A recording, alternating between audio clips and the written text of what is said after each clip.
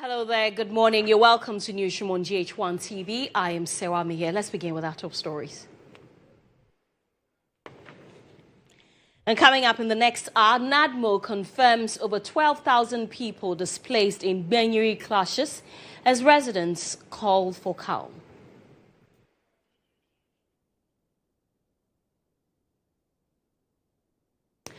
Also coming up, new global info analytics poll predicts 53% win for the NDC in the Akwatia by-election.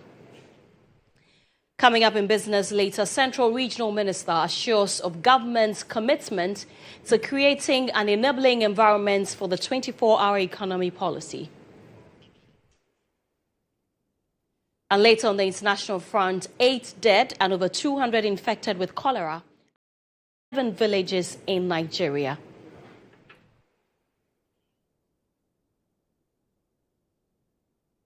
We have details of these and many more coming up shortly. To stay.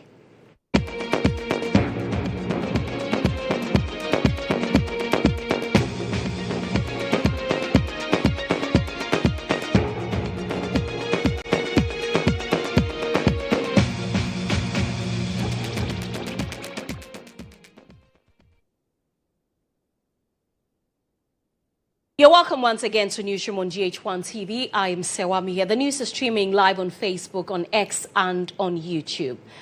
The National Disaster Management Organization, NADMO, has confirmed that over 12,000 people have been displaced internally in the recent Minuri clashes in the Sola, Tuna, Kauba districts in the Savannah region. Now, the affected individuals are currently seeking safety and support in other places in large gatherings. NADMO is actively involved in managing the crisis, and the number of displaced persons only accounts for those who have been recorded and are under NADMO's care, with many more believed to have fled the region. The residents have decried the negative impact of the situation, with the Ghana Red Cross Society working with the Ghana Health Service to cater for their immediate needs. Yesterday, around 1 p.m., I was far away from the house. So what I could hear is the gunshot. So they were shooting the guns closer to the community. So I have to locate myself and make a call. So what happened is that the people came from unknown place. There is a road past through Horeyiri to Chanchire. That is the Mandare road. So the people appeared there, and roughly more than 50, almost getting to 60 people. So they picked them two. So the one that is leading, but the back one only be shooting. So one the person is running, trying to escape, but the back people only try to make sure that they shoot the person. So currently I can confirm that 5 bodies that have been killed yesterday, and 2 are very severely injured. And the most sad news is that the day before yesterday, when our people was trying to cross the Cote d'Ivoire, and then unfortunately the canoe capsized and almost 20 people drowned into the water, and they rescued, and currently 9 bodies cannot be found. So that make the fear of the people, so that they try to return home to see whether they can get some food items and then give to their kids and their wife at the riverside. Since day one, we've started with the health issues, managing some of the basic aspects with regards to health. Where's NADMO? With regards to health. Okay, that's becoming NADMO. So today, Red Cross. One of you have to Ghana Health Service came to support us. In terms of health issues, and there are some minor things we need to handle, especially with regards to there are certain things we need to support them personally. So you are doing in collaboration with Ghana Health Service? In connection with NADMO. But today that Ghana Health Service joined us, because this morning the issue with regards to health is a serious issue. So that was why we called them. We need their intervention. Meanwhile, the Wild West MP, Peter Tobu, has reiterated his call for calm, urging the youth to use social media platforms to advocate for peace. All we are praying for is peace in STK.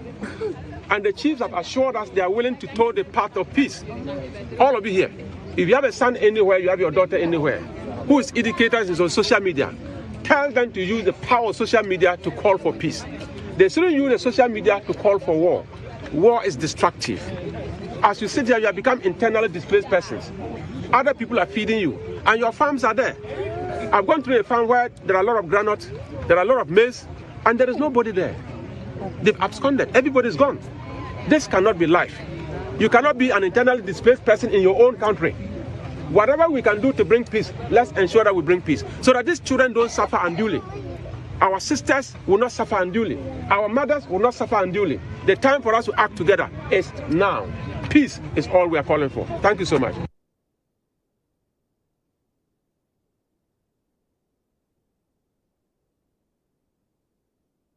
Let's take you to the Eastern region now. And the Executive Director of Global Info Analytics, Musa Dankwa, says 53% of the voters in the upcoming Akwatia by-election intend to vote for the NDC, as they believe the NPP cannot deliver development while in opposition. This follows a new poll by Global Info Analytics projecting victory for the NDC's Bernard Bediako ahead of the September 2 by-election. Mr. Dankwa also noted that only 4% of voters sampled indicated that they will cast their ballots based on sympathy. He made these remarks earlier with me on GH Today. The key issue for voters in this round of poll was developmental project. 52% of the people polled said their number one issue is developmental project. Then you have the economy. Then you have education. You have jobs. Galamsey has lowered, and so is sympathy. So if you look at that, then it makes sense for them to opt for the NDC candidate because they don't believe the opposition candidate can bring development. I think that must be the reason why the numbers have shifted quite significantly.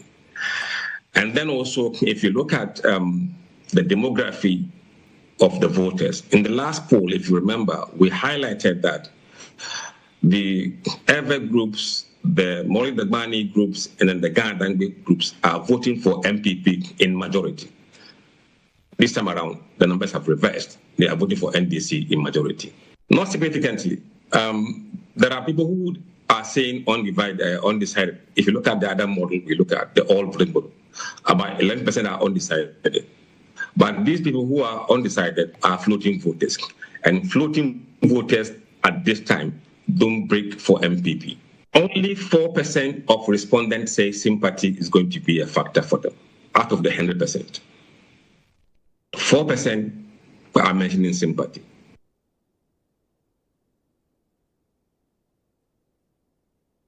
Well, we'll have a conversation on this with both the NDC and the NPP rep in that region. Let's start off with the NDC. Dr. Mark Oliver is with the NDC in the Akwatia constituency. Thank you very much for joining me. And for the NPP, Tony Kofi Osei is the regional secretary of the NPP in the Akwatia constituency. I'll come back to you very shortly, Tony, but let me go to Doc. Doc, thank you very much for your time.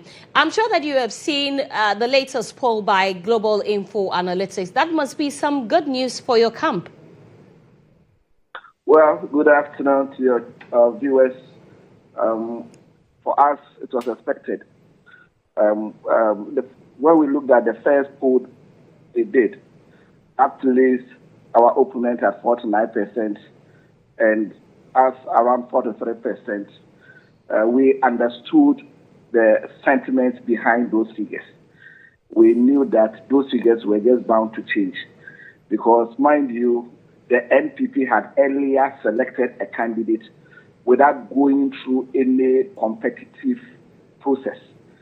We had gone through a very competitive primaries that had incumbent or more or less the immediate past MP contestant, and also one vibrant former presiding member also contested. So it was a very heated contest.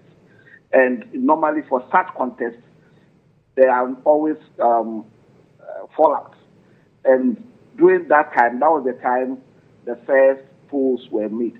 So it wasn't surprising because we had some of our people who were disgruntled, who were thinking that their candidate should rather have won and all that.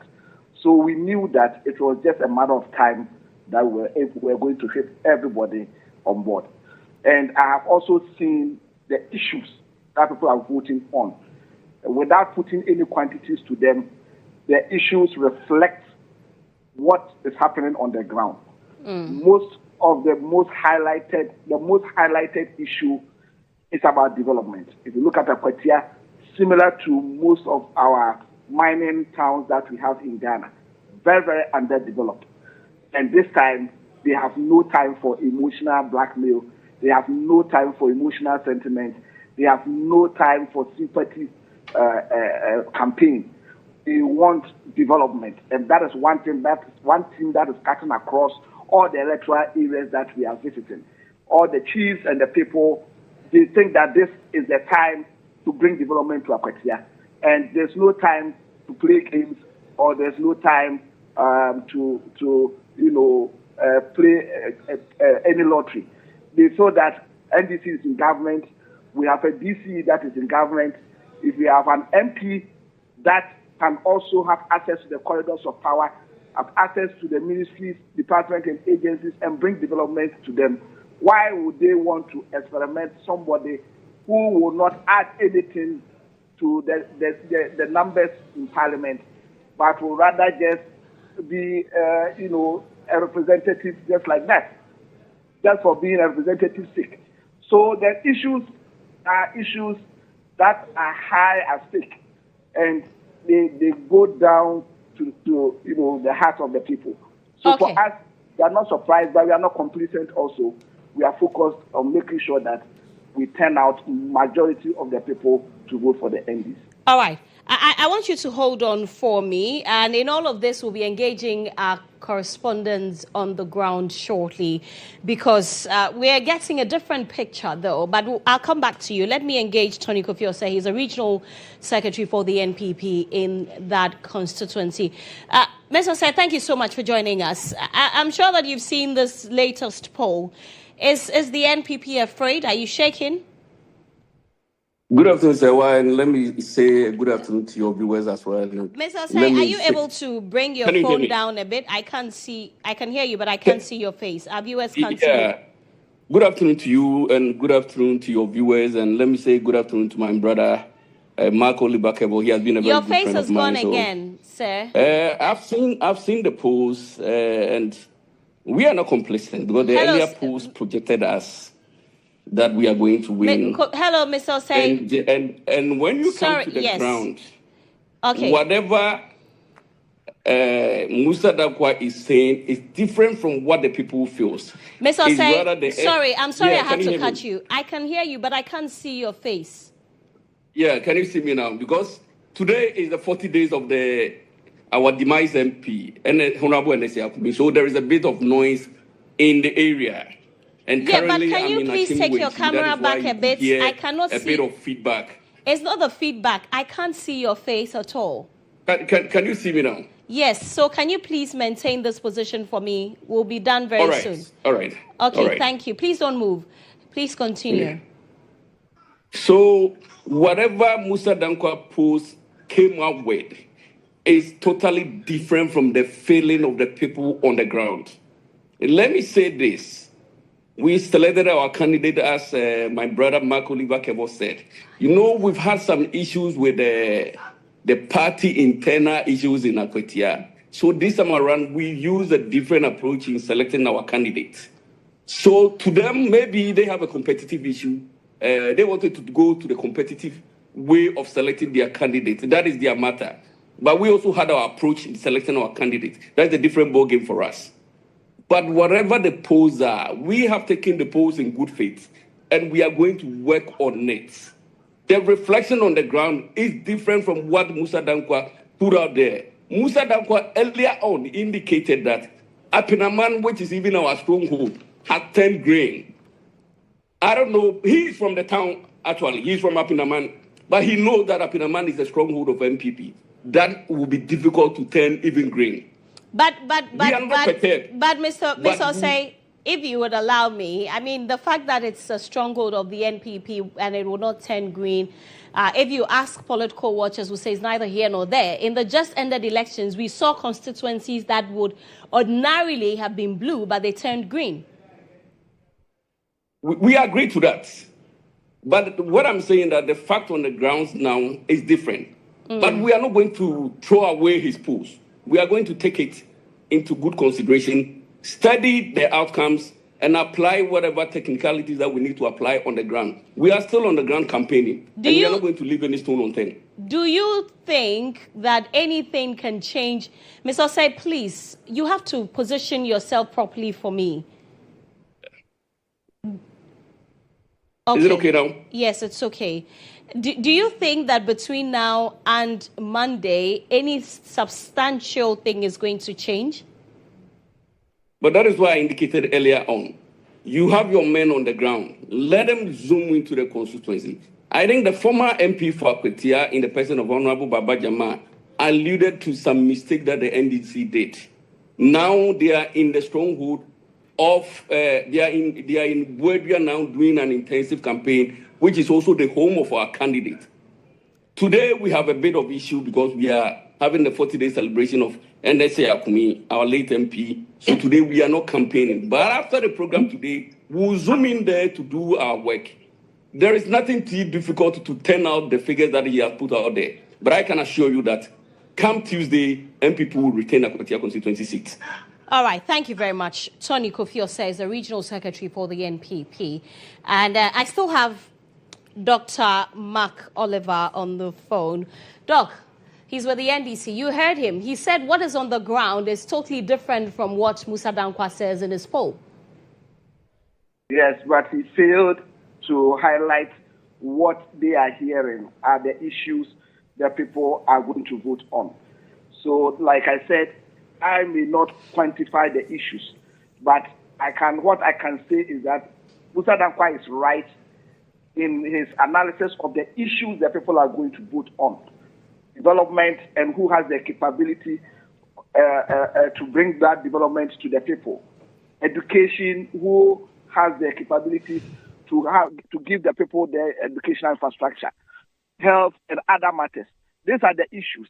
And the fact that sympathy of which the MPP is highly invested in is at the bottom of the issues that the people are going to vote on. So for us, the issues Mr. Dankwa has raised are the real issues on the ground that the people are going to vote on. All that we need to do is to make sure that we focus on making sure that we turn the people out to vote on the election day. All right, thank you very much for speaking with us. Dr. Mark Oliver is a member of the NDC in the Akwatia constituency. And as I told you earlier this morning, we will be on the ground. Your election hub will be bringing you an extensive coverage of the Akwatia by-election. Moving on, what should have been a day of culture and unity in Teshie ended in bloodshed.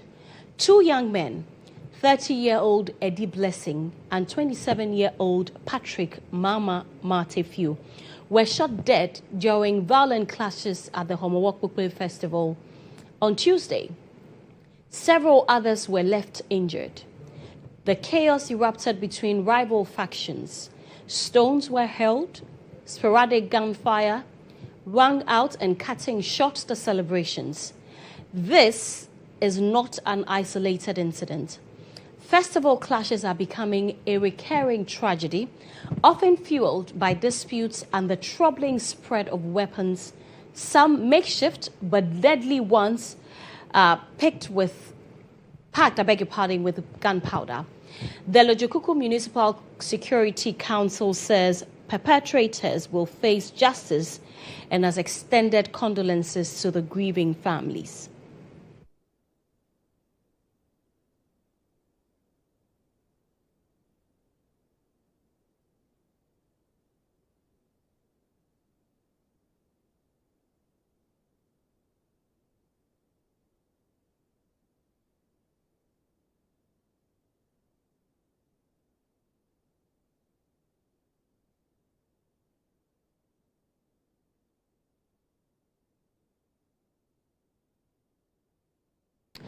Let's have a conversation on this. Joining me via phone is the Acting Executive Secretary of the National Commission on Small Arms and Light Weapons, Dr. Adam Bona. Doc, thank you very much for your time.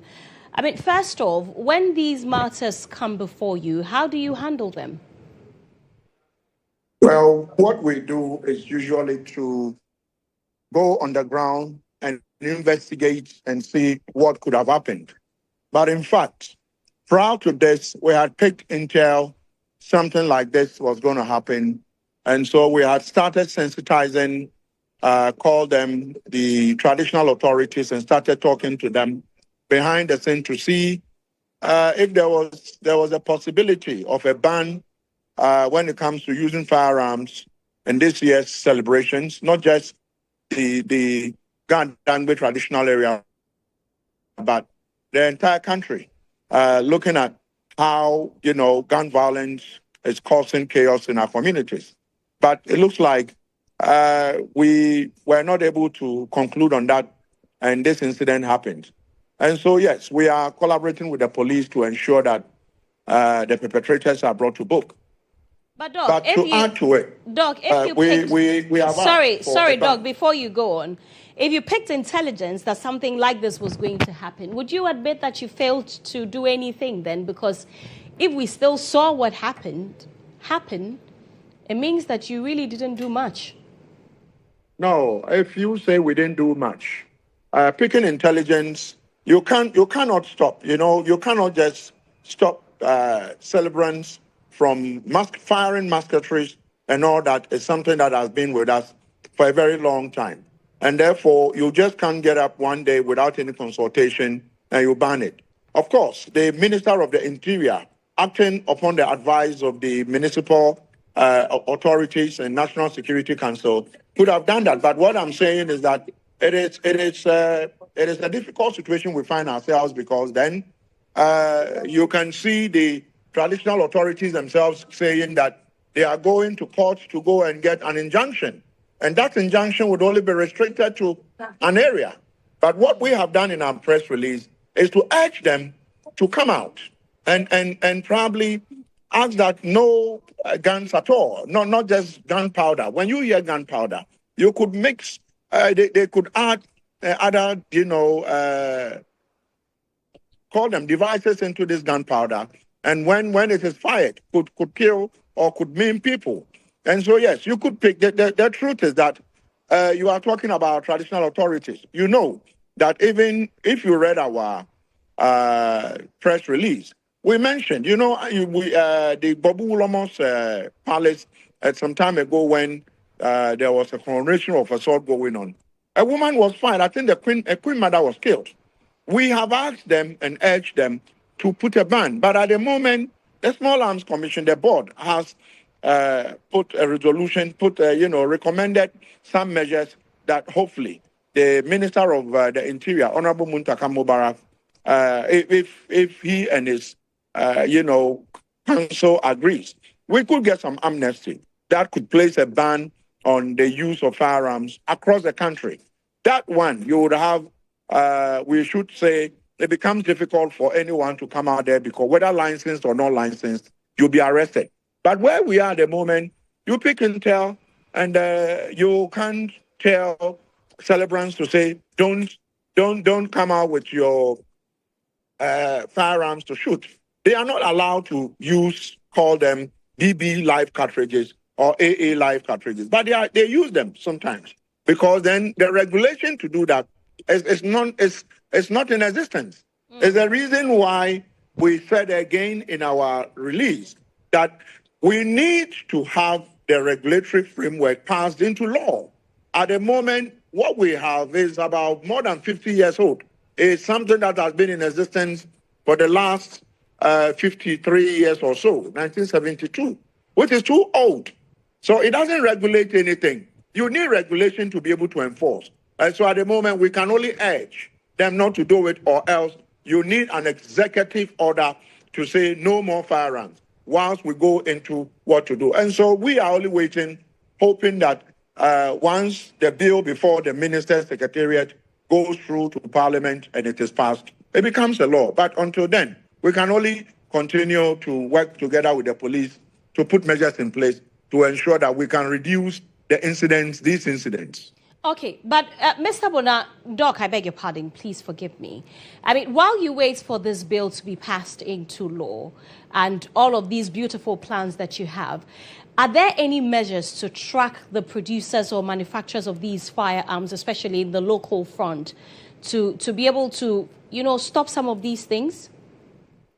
Well, yes, my commission, we have, I would say, some skeletal database of artisan, or call them the gunsmiths, those who produce these weapons. They are part of us.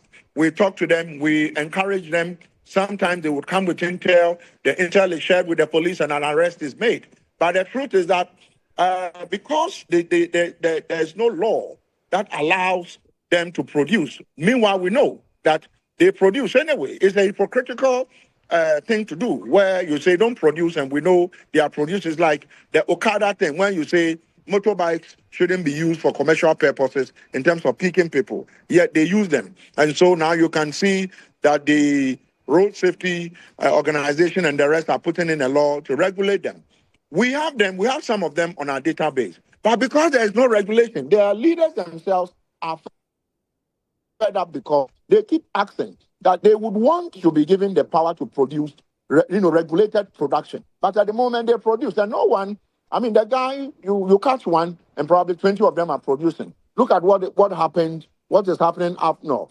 Look at the amount of weapons and munitions that have been seized in this Akwatia, just a by-election. So it tells you that something must be done. And I say repeatedly, and I've been saying this before I was appointed, that without regulation, you cannot enforce anything. And because we lack regulation, the bad guys are doing what they want. At the moment, you can register as many weapons as you want because the law we have at the moment does not put a limit to how many weapons you can register as a person. All these things would have to be regulated and regulated well before enforcement can come in. So, unfortunately, Serwaa, we are doing our best, but it looks like until we get proper regulation, we can only continue to urge and ask the traditional authorities using your medium that they should put a ban immediately. Call them the chieftaincy institution, the National House of Chiefs, the Regional House of Chiefs. All these people should come together. Our traditional leaders, His Majesty Otumfuo, and all these people should come together, and ask that for maybe the next 3-4 months, no display of weapons during celebrations and weddings and, funerals and all that. I think that could be a way forward whilst we wait for the law to be passed, the bill to be passed. Thank you very much for speaking with us. Dr. Adam Bona is the Acting Executive Secretary of the National Commission on Small Arms and Light Weapons. Away from that, the Member of Parliament for Medina, Francis Xavier Susu, has pledged that work will begin on all access roads leading to the Pantang Hospital, as well as the inner roads of the facility before the end of the year. During his Accounting to the People tour, the MP responded to repeated appeals from the hospital management and nursing training schools, hinting at assurances he has received from the roads minister regarding road improvement within the constituency. Vital Health Enclave, serving not only as a mental health facility, but also housing a maternity ward, a general outpatient department, and both nursing and midwifery training colleges. Yet, the roads leading to this critical facility remain in deplorable condition, hindering access and affecting healthcare delivery. The road leading from the main road campus is bad. This is not within the hospital, but people use it as an access to come to the hospital. Pregnant women, but the road is so terrible. So we call on Ministry of Roads and Highways, feeder roads, the sector ministry, to come on board and help work on it. Driving through the facility painted even more gloomy picture. All the inner roads are in state of disrepair. The situation drew sharp concern from the principal of the Pantang Nursing and Midwifery Training College, who voiced her frustration during the MP's visit. From the main road So nowadays I select my outings. I have to delegate a lot when it has to be traveling out. Also from the second gate leading to my brother's school and continuing to our school year. And then from the branch of the psychiatric administration to our own site. In response, the Madina legislator, Francis Xavier Sosu, expressed regret over the condition of the roads, but assured the community that relief is on the horizon. So it's one of those roads that we have raised with the road minister, and the road minister has given us the sure assurances that this roads will definitely see a facelift. I am confident that by the end of this year, most of the roads in Madina are going to have facelift. The MP further pledged support for ongoing plans to modernize the Pantang hospital to enhance service delivery and improve its overall performance.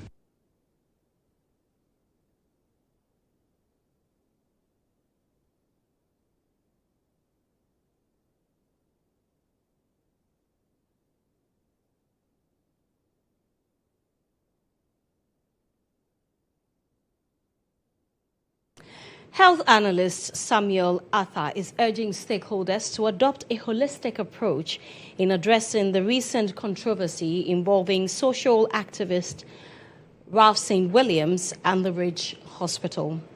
According to him, the Ghana Registered Nurses and Midwives Association should have voiced their concerns at the time of the committee's formation if they desired representation on the board.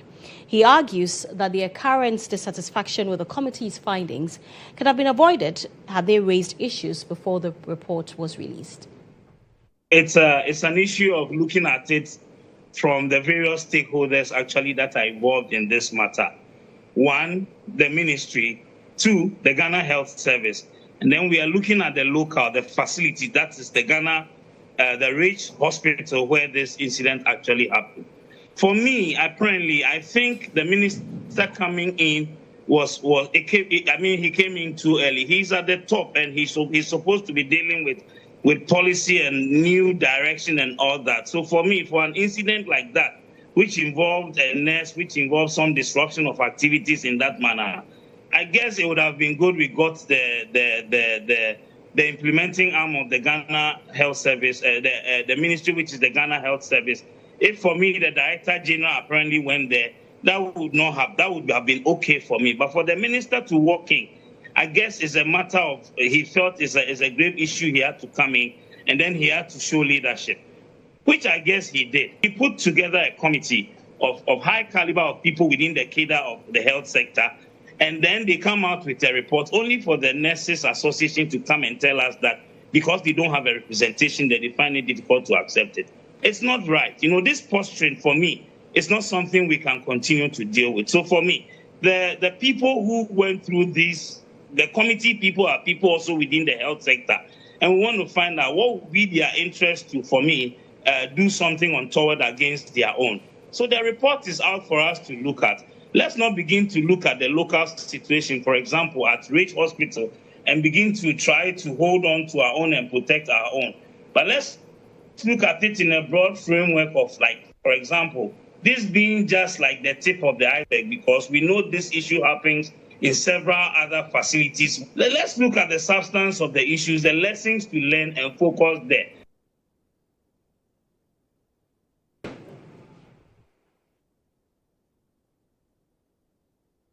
11 coastal communities in 3 districts in the Volta region and the Greater Accra region are to benefit from a $14 million multi-country climate adaptation initiative. The initiative, which is dubbed the Improving Resilience of Coastal Communities in Côte d'Ivoire and Ghana projects, is to save the coastline from destruction. There's more in the following report by Benjamin McCaffrey Atipo. Is about 200 meters of its coastline every year. According to the World Bank, over 7,000 hectares of land along the coast have already been lost, displacing families and destroying many livelihoods. Ghana's Environmental Protection Agency also estimates that 37% of the country's coastline is under severe threat of erosion and flooding. In 2021 alone, tidal waves displaced over 4,000 people in the Keta and Anloga districts. It is against this background that the Improving Resilience of Coastal Communities in Côte d'Ivoire and Ghana project has been launched at Wuti in the Anloga district of the Volta region. The project would be implemented in 10 communities in Côte d'Ivoire and 11 beneficiary communities in Ghana, including Agokeji, Jita and Tegbi in the Anloga district, Azizanya and Kewona in Adan East, as well as Akplagbanya and Goy in the Adan West district of the Greater Accra region. The initiative would, among other things, reduce exposure to floods and coastal hazards through early warning systems, mitigate risks with engineered and nature-based solutions, as well as enhance livelihoods through climate-resilient income-generating activities. ActionAid Ghana has been appointed as the national implementing partner in Ghana. Its country director, GHOne, says the launch of the project is a clarion call on all stakeholders to unite towards addressing the vulnerabilities that threaten these coastal communities and their people. I dare say that these are not just mere numbers, but they represent human lives. Families torn apart, entire communities at risk. Of not only at risk, but at risk of what? Extinction. Because if the water washes away entire villages, that is extinction. And so, we are calling on all of us, particularly women, children, farmers, young men, persons with disabilities, and all critical stakeholders of this district, and for that matter, the other districts in this project, to come on board. In an interview with the news team, the regional project coordinator, Mahamadou Dien, said that a number of interventions would be implemented to make these communities more resilient to the challenges they face. Provide some solutions. We have talked about the nature-based solutions, which is some infrastructure that we are going to construct on the site. It might be groins, it might be, drainage infrastructure. It will help to reduce the high tides, but also the effect of the waves on the communities, because we know that the consequences of that coastal erosion impact the livelihood of the population. It can also lead to homelessness, because some people are leaving the facility and houses. So we really want to, through many interventions, to have some I have talked about infrastructure, but we are also going to do some community mobilization, mangrove restoration as well, to help the communities to be more resilient. Regional Minister James Gunu acknowledged the threat tidal waves and climate change have posed to the coastal parts of the region. He described the project as a homegrown solution, pledging the support of the Regional Coordinating Council towards its success. The Volta Regional Coordinating Council is fully committed to supporting this crucial initiative. We recognize that the success of this project hinges on strong partnership, effective coordination, and sustained engagement from all stakeholders, from national agencies to district assemblies, traditional authorities, civil society, and most importantly, the communities themselves. The project is funded by the Adaptation Fund with the United Nations Human Settlements Programme, that's UN Habitat, acting as the coordinating authority, and Habitat for Humanity International, serving as the executing entity for the current component 2 of the project. The Greater Accra Regional Minister, Linda Obenewa Akwele Uklu, has chastised some underperforming MMDCEs in the region. According to her, some of the MMDCEs are complacent in their duties and solely focused on reaping the benefits associated with their positions. She expressed disappointment at the pervasive filth that has engulfed some municipalities. The livid-looking Greater Accra Regional Minister, Linda Obiniwa Akwele Oklu, did not mince words when addressing the MMDCs on 3 thematic areas such as sanitation, street light, and unauthorized erection of billboards. She expressed disappointment at negligence of some MMDCs in respect of their key performance indicators. I'm extremely disappointed with the level of inefficiency and complacency being exhibited by some of our chief executives. At this stage, excuses are nothing but an embarrassment to the people we serve. Leadership is not about sitting in offices and enjoying the perks of your position, but it's about delivering results, and right now, many of you are simply sleeping on your jobs. Let me be clear. You have 2 weeks only to ensure that every single one of those lights is fixed. No excuses, no delays. I will personally monitor this directive, and let me serve this notice. Any chief executive who fails to comply will be exposed and reported. If you cannot manage this basic task, then you have no business occupying that office. Some metropolitan, municipal, and district chief executives took turns to highlight their operations so far after assuming office.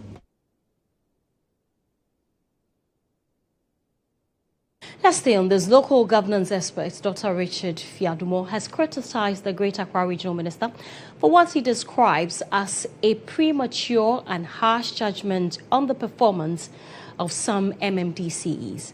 According to him, the minister's assertion that some MMDCs are sleeping on the job is not only too early, but may also reflect poorly on her own performance over the past 6 months. He suggests that such a posture could indicate a lack of effective oversight on her part.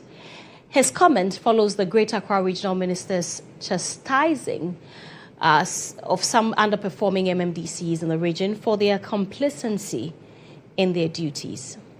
The MMDCs are supposed to be supervised and monitored by the regional coordinating councils, which are headed by regional ministers. So the regional ministers should continue to perform the jobs or the actions that they are supposed to be taking that is in tandem with the Local Governance Act. They should do it. MMDCs should also do what they have to do. I am just saying that it is possible some MMDCs are not doing very well. I agree. But I'm just saying that let's give them at least 6 months in the office so that we can measure or gauge their performance. Anything less than 6 months, I think it is too early for us to be passing judgment whether they are sleeping or they are not sleeping. But the regional minister should also stop the lamentation and supervise the MMDCs, because the president, in one of his statements, made it clear that sanitation and waste management was going to be a key performance indicator for the MMDCs.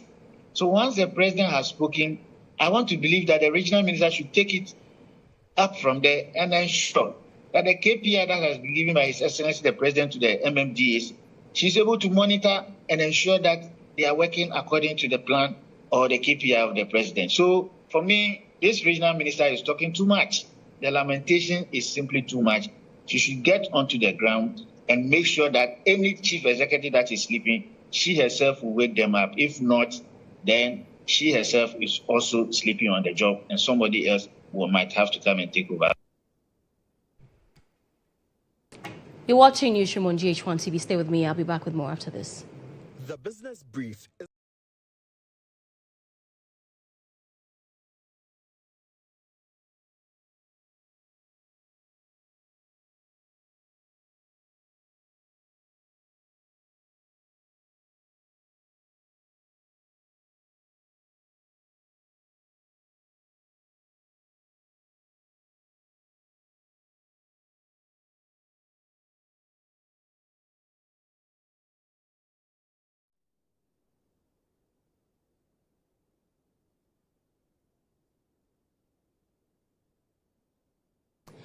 The Central Regional Minister, Ekopenyin Eduamwa Ochre, has assured entrepreneurs and stakeholders of government's commitment to creating a conducive environment for the effective implementation of the newly introduced 24-hour economy policy.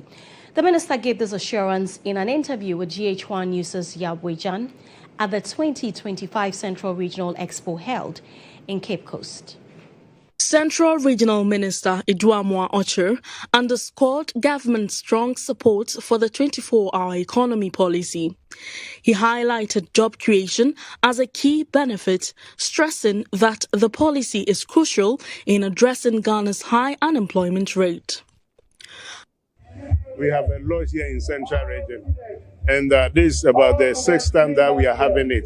And so we have improved upon the previous ones. What is unique about this one, the fact that it's going to take the shape of 24-hour economy. And so I can tell you that we are modeling the 24-hour economy right away in Central Region.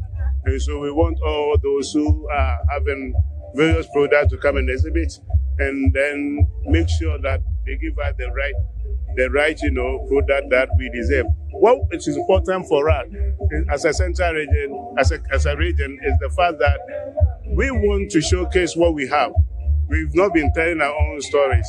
Now we want the world to know that we exist and we are not poor. And so the best way to do that is to do that through what we have and what we can say to the general public.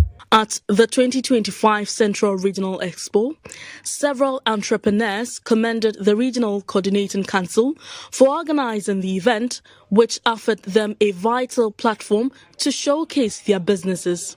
They, however, appealed for stronger government partnership to expand production and create more jobs for young people. We can also produce vaccines for Central Region. This is what we can do. Central Region has to push for this. We can produce vaccines for COVID. We can produce vaccines for HIV. We can produce vaccines for other viral infections.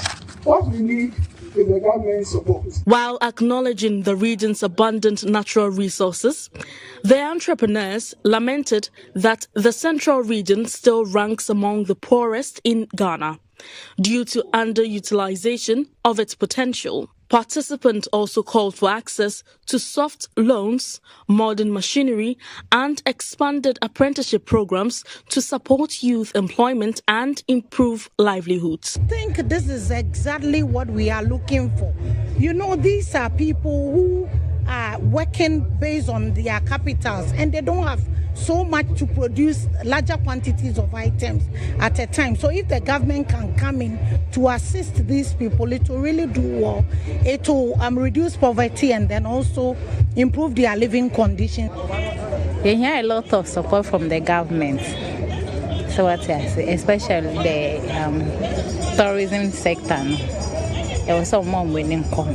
Because and American say dollar rate is affect your business. No? So what I say. Government should at least come into our aid in a way that people who will bring the tours here will not have access to sell for them. They have to bring them to the art market for them to buy and interact with us, you know.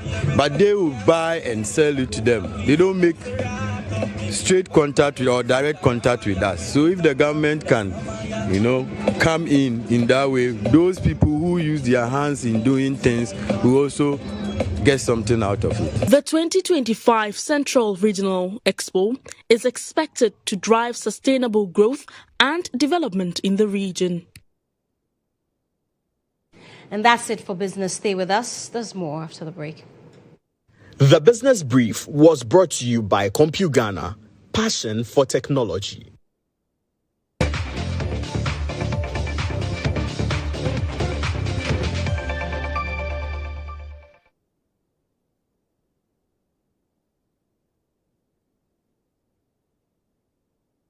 It's now time for the latest in the world of sports with Monica Bukari. Hi, Serwaa. Good afternoon. Hi, it's been a while. Yeah. How are you doing? I'm great. Great. What have you got for us? Let's start with athletics. Yes. In Switzerland, Noah Lyles and bowl among champions crowned Zurich. Noah Lyles won his 6th Diamond League title at series final in Zurich on Thursday, while Karsten Warholm, Femke Bol, and others clocked meeting records. Cordell Tange, Femke Bol, and Serwaa El Nasser all broke meeting records, while Noah Lyles claimed a record-set series title at the second day of the 2025 Wanda Diamond League final in Zurich on Thursday. Lyles clocked 19.74 seconds to score a narrow victory over Olympic champion Letsil Tobogo in the men's 200 meters, claiming his 6th career diamond trophy in the process. He is now the most successful track athlete in the series history and just one title short of the overall record. Meanwhile, Olympic champion Julian Alfred made a statement in her first race since the London Diamond League, winning the 100 meters in 10.76 seconds, just 0.1 seconds off the time that places her second off the national record she set when winning her Olympic title in Paris last year.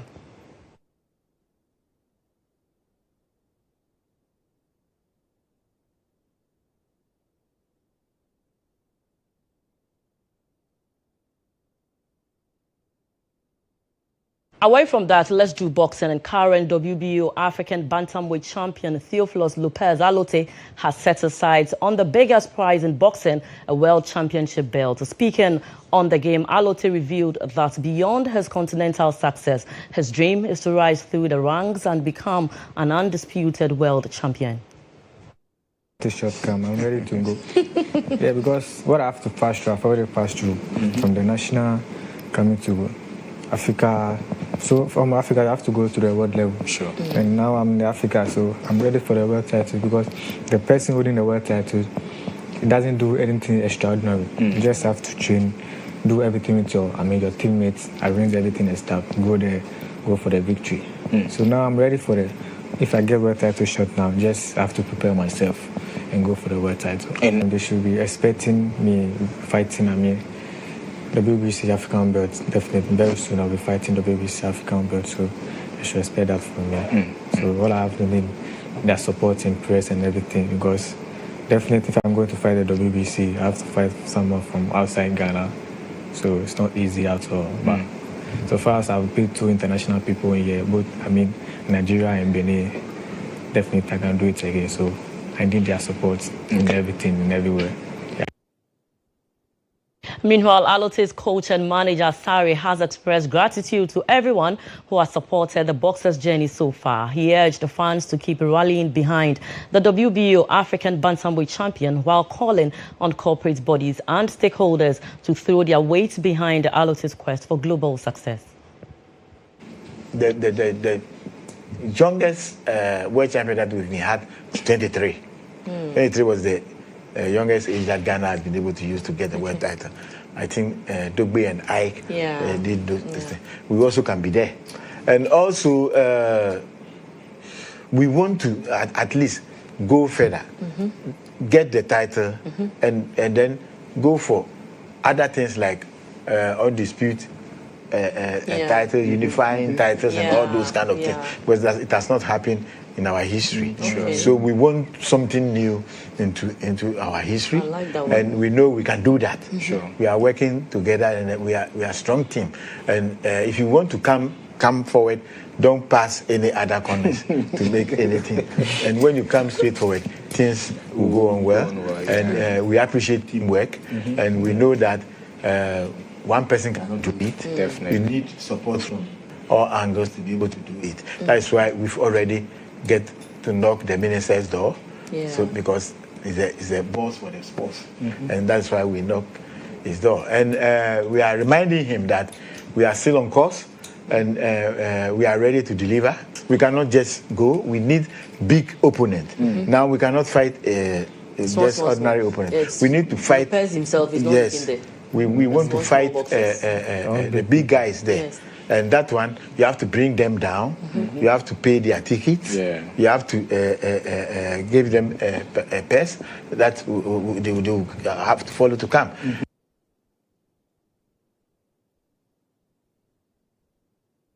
Away from that to the UEFA Champions League, and all 36 teams in the league phase of the 2025 UEFA Champions League all know their 8 opponents following the draw in Monaco on Thursday. European champions Paris Saint-Germain will play Bayern Munich and Barcelona in the league phase of this season's Champions League, while Real Madrid's Trent Alexander-Arnold will return to Anfield to face Liverpool. Real Madrid will also face Pep Guardiola's Manchester City, and Newcastle United were meanwhile handed a tough draw and will play Barcelona, PSG and Benfica. Chelsea are now going to enjoy a reunion tour. 4 of the 8 fixtures are against teams they beat in the knockout phase back in 2012.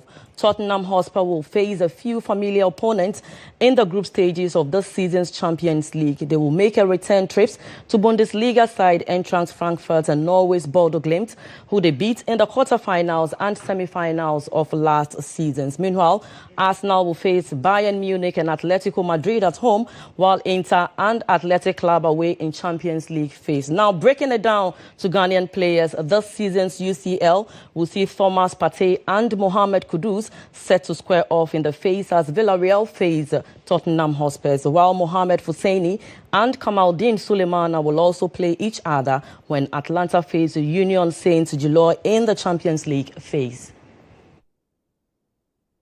And that's all for sports. My name is Monica Bukaiba. Do join us on the game at 1 p.m. here on GHOne TV. Back to you, Serwaa. Amihere. So wait, let me get this. When is the, I understand there are some World Cup qualifiers. Yes. When? So we are playing on the 4th and on the 8th. The 4th is against Chad, so away. On the 4th of when? September, so okay. Next week, Thursday. Okay. And then they come back to play Mali here at Humadi Accra Sports Stadium on Monday.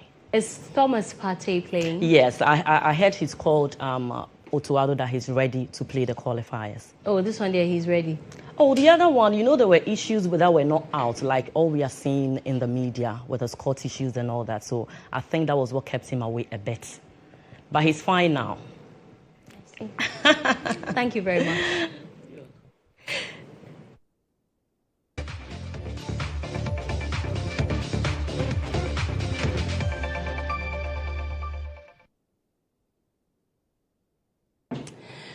In the Efia-Kwesi municipality, residents of Window say they are living in fear as their only bridge, which dates back to the 18th century, crumples beneath them.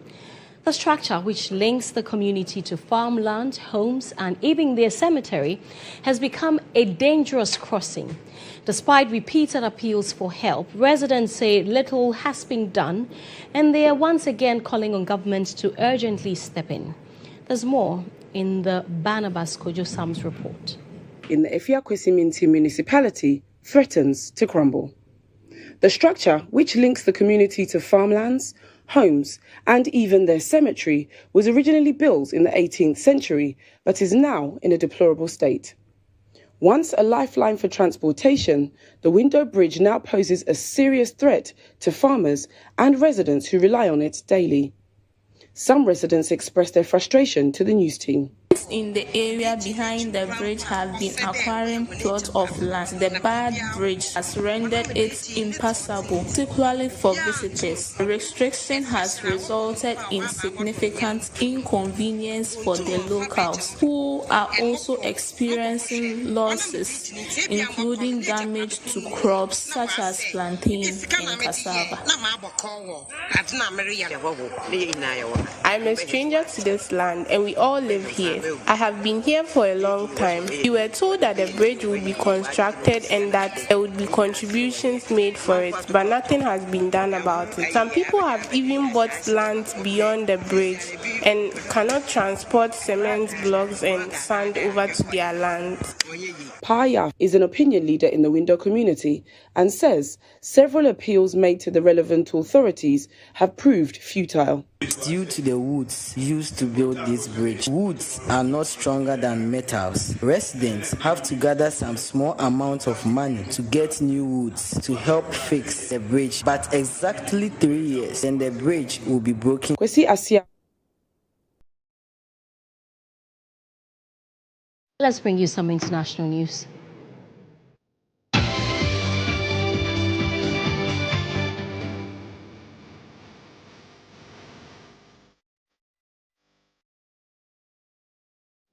At least 8 people, more than 200 others have been infected following a cholera outbreak in the Bukuyum district of the Zamfara state in northwest Nigeria on Thursday. The waterborne disease has spread across 11 rural communities where residents say many patients are being treated at home due to the absence of primary healthcare facilities. Local people describe a worsening situation, with one resident reporting 53 cases in his village alone and lamenting the lack of medicine and drips. He added that armed bandits have made it dangerous to travel to hospitals in nearby cities. Zamfara has been the epicenter of violence by armed gangs who routinely kidnap villagers and farmers for ransom. The insecurity, combined with poor access to clean water, has left communities more vulnerable to cholera outbreaks. Federal lawmaker Suleiman Abubakar Gumi is calling for swift intervention from the state government and aid agencies, warning that delays will cost more lives, particularly among women and children. Health authorities in Zamfara are yet to issue an official statement.